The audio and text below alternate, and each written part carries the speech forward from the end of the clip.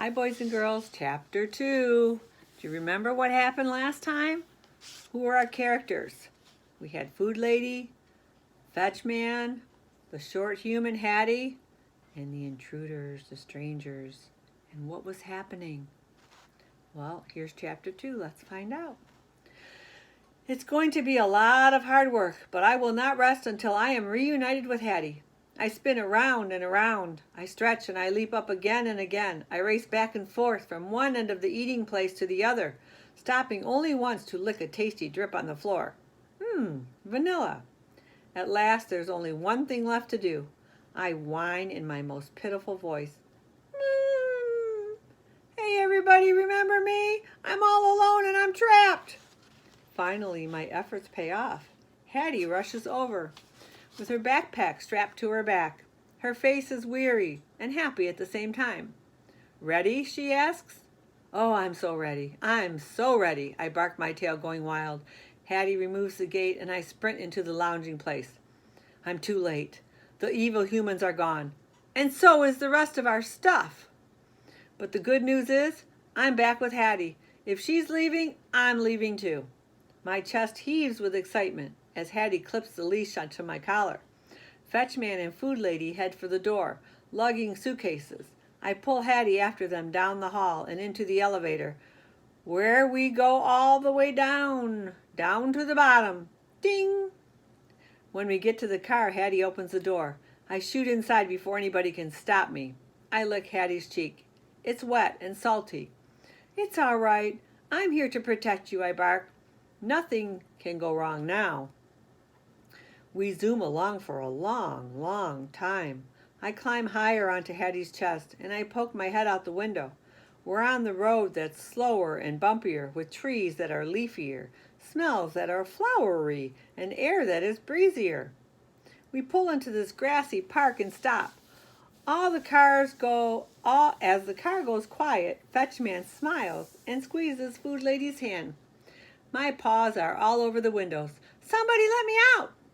Hattie grabs my leash and we burst out of the car. I bury my nose into the cool, refreshing grass. It smells of wild animals, like squirrels, chipmunks, mysterious birds, and not one single pigeon. I raise my head, my ears perked and listening. I don't hear any traffic rumbling or honking or snorting,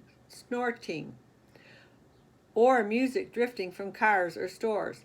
All I hear are birds chirping and squirrels chattering. A motor buzzes in the distance. Short humans squeal somewhere down the street. What is this place? Fetchman and Food Lady hurry up the walkway that leads to the house.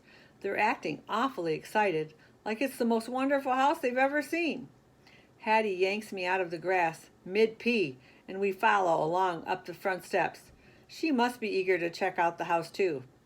Oh boy, whatever's inside must really be amazing, like a pile of bones or a slab of meat. Fetchman opens the door and we all race in, full of anticipation. Hooray, hooray, I can hardly wait. I run in a few circles around Hattie's leg as she unclips the leash. Hurry, Hattie, I bark. I have to find out what is so special. I search around, but all I see is this big empty space. And it smells totally boring, like stale air, fresh paint, and new carpeting. It must get better, right? I start out trotting with my nose to the ground. Pretty soon I'm sprinting down the hall on this perfect running surface that I wish would go on forever. But then I make a sharp turn and I cruise right into the gleaming place where the floor feels different, smoother, and slipperier. Suddenly, the floor gives way. My paws lose their grip and, whoa, I'm skidding and skidding. My legs scrambling out of control. And then, smack, I crumble up against a tall and shiny box that's humming. Ouch, what happened? Hattie appears. Fenway, she cries, her voice sounding worried. She stoops next to me. She rubs my head and coos softly in my ear. Food Lady rushes in and crouches next to us. She lifts my paws one by one, inspecting them, like she's looking for fleas. I glance down and I growl at the wicked floor. Talk about a sneak attack. I never saw it coming. The floor must be really slippery. He couldn't stop. My defeat is so embarrassing, I can't even look at Hattie or Food Lady. Instead, I gaze around the room. It reminds me of our eating place at home, only much, much bigger and emptier. And worst of all, it doesn't smell like anything like an eating place should. It smells really bad, like soap, which can only mean one thing: no food. Food Lady gives me a quick rub and then abruptly goes to the counter. She starts opening drawers. She must be searching for nothing because that's what she finds, and she's acting rather happy about it. Hattie continues stroking my back and kissing my neck. At least my short human understands how serious the problem is. She wraps her arm around me and the rest of my head on my back. Fetch Man comes striding in like he owns the place. Hey, how are the humans moving around so easily? Does the wicked floor only terrorize dogs? Fetch Man sidles up next to Food Lady and wraps his arm around her waist.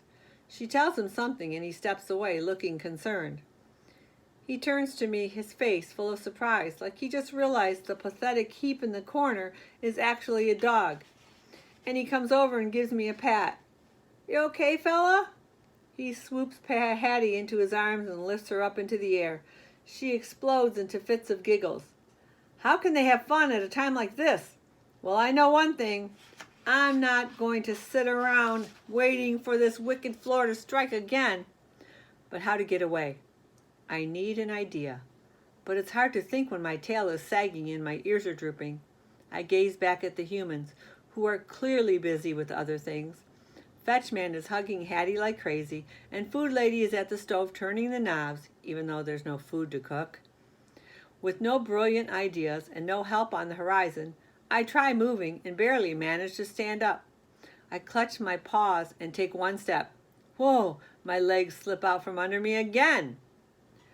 I get back up, panting like a coward.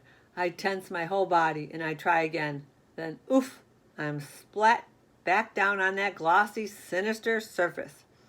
It is pure evil. I can't just lie here. I must find a way to escape. I try again and again, slipping and scrambling the whole long way. But finally, I make it through the doorway and onto the safety of the carpet. Whew! Back in the hall, it's all I can do to catch my breath. Thank goodness that's over. But right then, Fetchman glances over and evidently decides it's playtime. He gives Hattie a long look. He squats down and slaps his leg. Fenway, he calls, his eyes staring at me wide and bright. What's wrong with him? Does he think I already forgotten about that wicked floor? There must be somewhere I can hide. I turn tail and I race around the corner. And I discover steps that go up to so high I can't see where they end. But they probably end somewhere, and anywhere is better than that eating place with that wicked floor. In a flash, I am all the way at the top. And somebody is right behind me. It's Hattie. I know that devilish sound of footsteps. She wants to play chase, our favorite game. Ha! You can't catch me, Hattie, I bark. I turn and take off down the steps as fast as I can. Hattie loves chase so much. Sometimes I let her win. But this was not one of those times. Whew! I am panting hard when I get to the bottom. But when I steal a look over my shoulder, where's Hattie? I must go search for her. I scamper back up, step after step after step. My tongue hanging out, my sides are heaving. At last I make it all the way to the top. Hattie! Hattie, I bark. I sure could use some water. But first things first, I need to find Hattie. Nose to the carpet, I follow her minty vanilla trail down the other hallway. This one has doors. One room, and another, and another. They were all enormous and empty. Except the last room was not empty. Hattie's inside. She's at a window, looking at something outside. Hooray, hooray! I bark, rushing in. I found you! Fenway! She turns and bends down. She scoops me in her arms. Best buddies, she sings, and snuggling my fur, I lick her chin. We twirl around the huge empty room. Hattie stretches out her arm like she wants me to see how wonderful it is. Okay. It doesn't smell interesting at all. and there's absolutely nothing in it, not even one single toy. Hattie hugs me tighter, swaying and dancing. Why is she so happy? Just then, ding dong, sounds float from downstairs. A doorbell. I squirt out of Hattie's arms. We run through the hall and down the stairs. Someone's here! Someone's here! I bark. Fetchman and Food Lady are already at the front door, and a loud truck is outside. Despite my very vocal warnings, Fetchman lets some large strangers stroll right in. And they're carrying big boxes, and they reek of coffee and sweat just like... Hey! It's those same evil humans who stole our stuff. Fetchman welcomes them in like they belong here, and Food Lady bosses them around the empty rooms. Go away, there's nothing here to steal, I snarl. You already took it all. But instead of appreciating my hard work, Fetchman smells annoyed. He pulls me farther from the door. As usual, he doesn't get it. Hattie, he scolds. What, does he actually think she's the one at fault here? Fenway, Hattie sings in a playful voice like nothing dangerous is happening. She snatches me up into her arms. Let me handle this, I bark, thrashing and desperate to get free. I'm the professional. But she holds me tighter and breezes to the back of the house, and she opens a sliding door, and I can hardly believe my eyes. Well, that's the end of chapter 2. So, where do you think that they went? Why do you think everybody's so excited? And why do you think that Fenway does not like that wicked floor? Now, when they open the door, what do you think Fenway sees? Check in for chapter 3. See you soon.